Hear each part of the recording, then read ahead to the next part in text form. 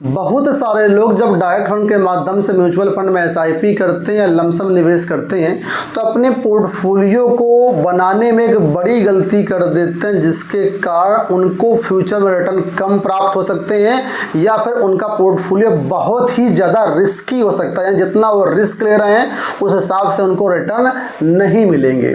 अब ऐसा मैं क्यों बोल रहा हूँ दोस्तों, तो आपको बता दूँ, डायरेक्ट फंड में जो लोग ज़्यादातर निवेश करते हैं वो ज़्यादातर न्यू बिगिनर होते हैं, जिनको कुछ भी नहीं नॉलेज होता है। कहीं से इधर उधर सुन रखा होता है कि हाँ यार एडवाइजर के माध्यम से तो कमीशन जाता है, इसलिए हम डायरेक्ट फंड में ही निवेश कर लेते हैं। तो ज़्यादातर यहाँ पर जो डायरेक्ट फंड में निवेशक हैं वो ऐसे हैं जिनको बहुत ज़्यादा डीप नॉलेज नहीं है।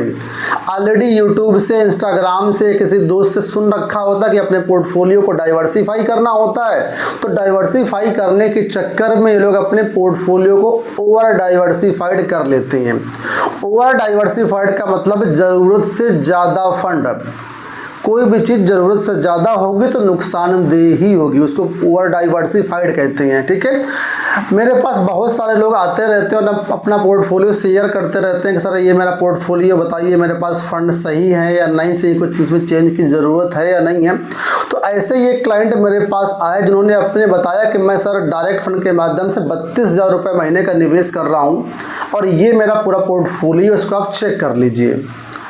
तो जब मैंने उनका पोर्टफोलियो देखा तो यार इतने सारे फंड देख करके मुझे लगा यार इतने फंड कैसे मैनेज कर रहे होंगे।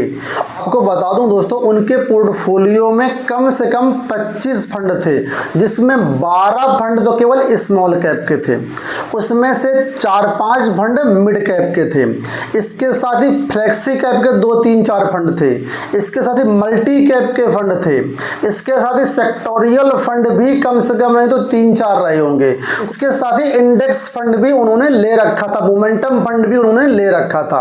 अब समझिए 32,000 के एसआईपी कर रहे हैं, ठीक है, लेकिन क्या उसके लिए 25 से 30 फंड लेना जायज़ है? एक नहीं, ऐसे बहुत सारे लोग मेरे पास आते हैं जो कि अनगिनत फंड लिए रहते हैं, यानी अपने पोर्टफोलियो को ओवर डाइवर्सिफाइड करके रखते हैं। तो इस वीडियो में आपको बताऊंगा ओवर डाइवर्सिफाइड पोर्टफोलियो करने के क्या नुकसान है और कैसे आप इससे बच सकते हैं और अपने पोर्टफोलियो को कैसे आप सुधार सकते हैं।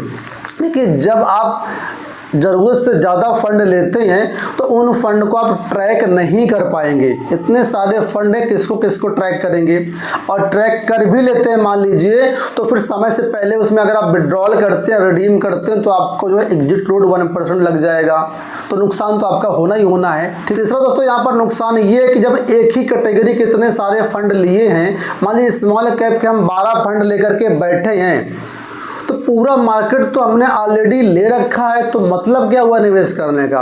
हम जब म्यूचुअल फंड में निवेश करते हो तो अपने गोल और रिस्क के अनुसार बेस्ट फंड का चयन करते हैं, और हमने पूरा मार्केट ही ले रखा है तो कोई मतलब नहीं, यानी आपका जो पोर्टफोलियो है पूरा ओवरलैप कर रहा है। तो नुकसान यहाँ पर दोस्तों ये है कि जब हम किसी इंस्ट्रूमेंट में निवेश करते हैं तो यहाँ पर हम देखते हैं जितना हमने रिस्क लिया उसके हिसाब से हमको रिटर्न मिलना चाहिए।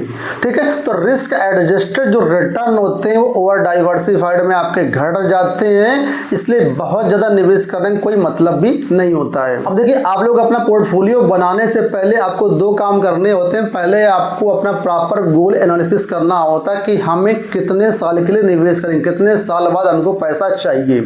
पहला गोल एनालिसिस। दूसरा रिस्क प्रोफाइलिंग। रिस्क प्रोफाइलिंग से ये पता चलता है कि हमारी कैपेसिटी कितना रिस्क लेने की है।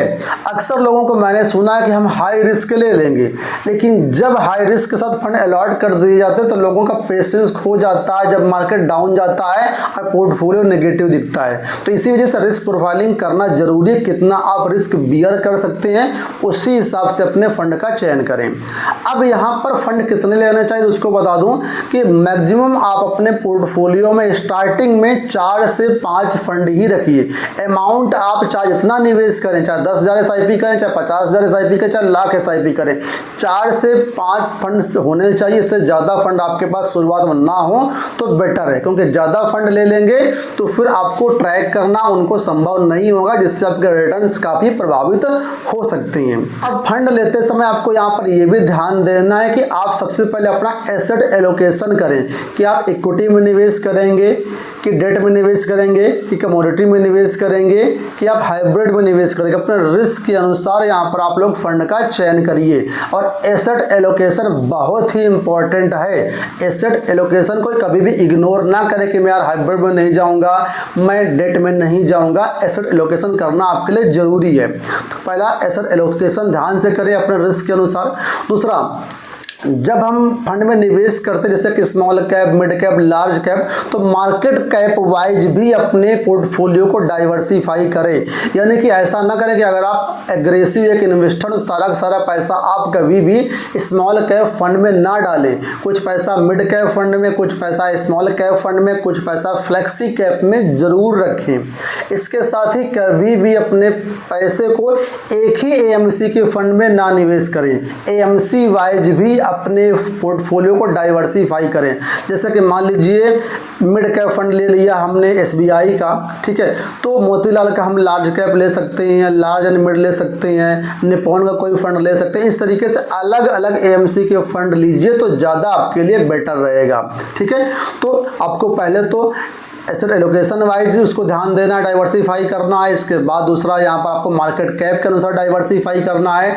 तीसरा यहाँ पर जो एएमसी वाइज डाइवर्सिफाई करना है। और इसके साथ ही चौथे नंबर पे यहाँ पर जो है, अगर आपका बजट ज़्यादा है तो यहाँ पर आप कंट्री वाइज भी डाइवर्सिफाई कर सकते हैं। देखिए इंडिया में ज़्यादातर जो फंड है वो आपको इंडियन इक्विटी में ही निवेश करते हैं, लेकिन हमारे पास ऑप्शन है कि अगर हम यूएस मार्केट में निवेश करना चाहते हैं, चाइनीज़ मार्केट में निवेश करना चाहते हैं, तो यहाँ पर भी कई फंड आपको मिल जाएंगे जहाँ पर आपको कंट्री वाइज भी आपको डाइवर्सिफिकेशन करने का मौका मिल जाता है। तो इस तरीके से पोर्टफोलियो को डाइवर्सिफाई करें ताकि आपको रिस्क एडजस्टेड रिटर्न जो है सही से मिल पाए। जितना रिस्क ले रहे उस हिसाब से यहाँ पर आप रिटर्न प्राप्त कर पाएं। ठीक है, तो मेरे वीडियो बनाने का मकसद सिर्फ इतना है कि आपको प्रॉपर जानकारी दे पाऊं।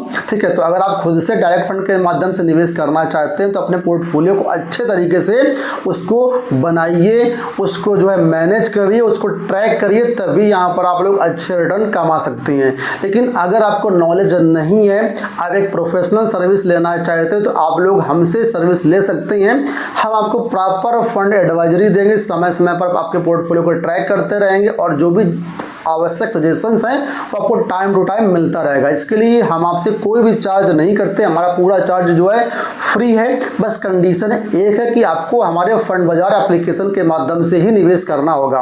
अगर आप किसी दूसरे एप्लीकेशन के माध्यम से निवेश करते हैं तो हम आपकी कोई भी हेल्प नहीं कर पाएंगे। ठीक है, तो अगर हमारे माध्यम से निवेश करना चाहें तो डिस्क्रिप्शन बॉक्स में फंड बाजार ऐप का लिंक दिया गया है, वहाँ पर आप ऐप को डाउनलोड करके अकाउंट बना लीजिए। इसके बाद हमसे कॉन्टैक्ट कर लीजिएगा।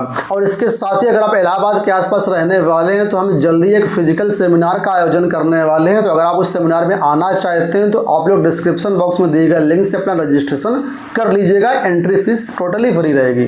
तो उम्मीद करूँगा वीडियो आपको पसंद आया होगा। इस वीडियो में इतना ही, धन्यवाद।